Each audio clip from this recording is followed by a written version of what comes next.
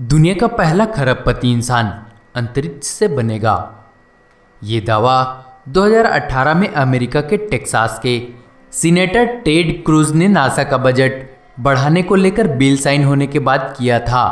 शायद ही यही कारण है कि दुनिया के तमाम अमीर कारोबारी और कंपनियां अब इस सपने को लेकर हकीकत में बदलने के लिए विकल्पों का विचार करने लगी है। हम बात कर रहे हैं स्पेस माइनिंग, यानी अंतरिक्ष की कोख में दूसरे ग्रहों और उपग्रहों का खनन की। दूसरे ग्रहों और एस्ट्रॉइड पर ईंधन और धातुओं की भरमार है। दुनिया भर के कई रईस उद्योगपति स्पेस माइनिंग के लिए लगा रहे करोड़ों रुपए, जो कि भविष्य में अंतरिक्ष से आने वाले ईंधनों से ही कमाया जाएगा। अरबों खरबों रुपया दुनिया का पहला ट्रिलियनर अंतरिक्ष से बनेगा। इस सपने को हकीकत में बदलने के लिए विकल्पों पर विचार करने लगी है। गूगल की पेरेंट कंपनी के फाउंडर लैरी पेज, पूर्व सीईओ एरिक स्मिथ और हॉलीवुड के बड़े फिल्म निर्माता जेम्स कैमरॉन ने प्लैनेटरी रिसोर्स में खूब सारा पैसा लगाया है। ये कंपनी स्पेस माइनिंग के लिए बनाई गई है, जिसका उद्देश्य उपग्रहों से बहुमूल्य पदार्थों का खनन कर उन्हें पृथ्वी पर लाना है। ऐसी ही कई सारी कंपनियां हैं जो अंतरिक्ष में मौजूद खनिजों को पृथ्वी पर लाकर मोटा मुनाफा कमाने के लिए जुटी है। इस काम में नासा से सबसे ज़्यादा उम्मीदें थी, लेकिन वहीं 2018 में ही तत्कालीन अमेरिका के राष्ट्रपति डोनाल्ड ट्रंप ने नासा के एस्ट्रॉइड रीडिंग मिशन से हाथ खींच लिए। इस मिशन के तहत नासा का मकसद एक क्षुद्र ग्रह को पृथ्वी की ऑर्बिट के नज़दीक लाकर उस पर शोध और खनन करना था। दोस्तों, क्या भविष्य में यह संभव होगा कि एस्ट्रॉइड और धूमकेतुओं से भी खनन किया जा सके? दोस्तों, अंतरिक्ष में खनन के लिए सबसे ज़्यादा ज़रूरत है बेशुमार फंडिंग की, जो कि पृथ्वी के बाहर खुदाई के लिए ज़रूरी उपकरण है। मशीनें, रॉकेट, तकनीक ऊर्जा के स्रोत पर शोध करने में मदद कर सके।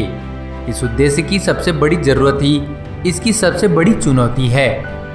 ज़्यादातर बैंक, कंपनियां या दौलतमंद लोग इस मिशन पर पैसा फूकने में हिचकिचा रहे हैं। ऐसा इसलिए है कि स्पेस माइनिंग में पैसा लगाना दुनिया का सबसे महंगा सौदा होगा।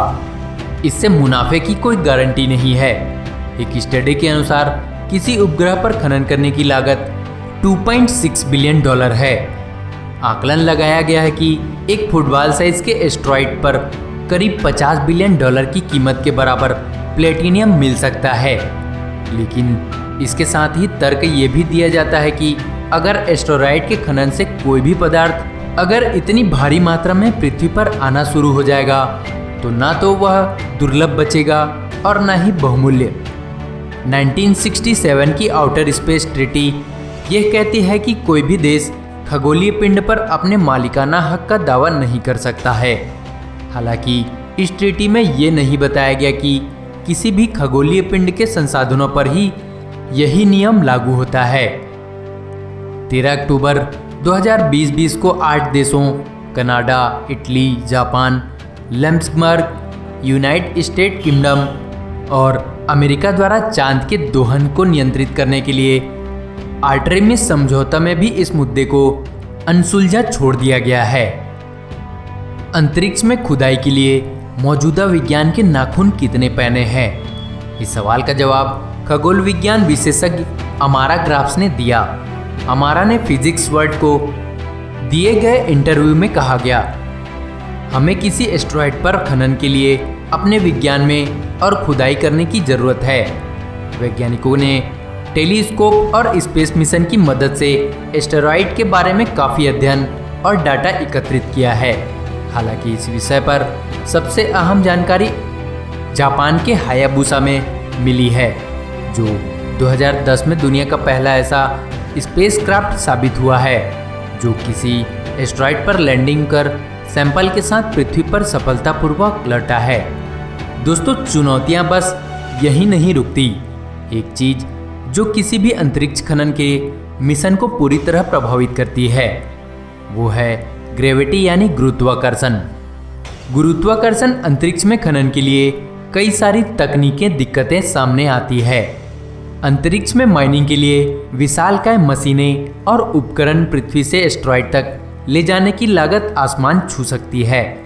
उदाहरण के लिए स्पेस एक्स के सबसे बड़े रॉकेट फाल्कन हेवी से मंगल ग्रह की ऑर्बिट तक 1 किलोग्राम का कोई सामान भेजने के लिए कम से कम $5,357 यानी करीब 3,88,364 रुपये की लागत आती है। इस कीमत पर किसी भी एस्टेरॉयड पर कई टन भारी खुदाई की मशीनें ढोकर ले जाना लगभग कल्पना तक ही सीमित कर देता है। जो अंतरिक्ष में ईंधन का बादशाह होगा वो धरती पर किसी भी सुपर पावर को कब्जे में रखेगा। दोस्तों, बात सिर्फ अंतरिक्ष से बहुमूल्य पदार्थों को खोदकर पृथ्वी पर लाकर मुनाफा कमाने की नहीं होनी चाहिए। मंथन इस पर भी है कि अगर अंतरिक्ष से खुदाई के दौरान जो भी दुर्लभ पदार्थ इंसान के हाथ लग रहे हैं उनका उपयोग कैसे हो। अगर इंसान को किसी क्षुद्र ग्रह से ऐसे रासायनिक पदार्थ मिल जाएं तो न्यूक्लियर बम में उपयोग होने वाले यूरेनस से भी ज़्यादा घातक हो, तो क्या इस बात को भी ध्यान में रखा जाए कि जो व्यक्ति या कंपनी स्पेस माइनिंग और अंतरिक्ष में ईंधन का बेताज बादशाह बन चुका है वो पृथ्वी पर मौजूद किसी भी सुपर पावर को मुट्ठी में लाने में ताकत रखेगा, जो मानवता के लिए विनाश का कारण भी साबित हो सकता है। दोस्तों, आपको क्या लगता है, स्पेस माइनिंग से क्या आदमी अमीर बन सकता है? नीचे हमें कमेंट करके जरूर बताएं। ऐसे ही और भी इंटरेस्टिंग फैक्ट्स जानने के लिए हमारे चैनल रहस्य ट्यूब चैनल को अभी सब्सक्राइब करें। मिलते हैं अगले दिलचस्प वीडियो में, तब तक के लिए धन्यवाद।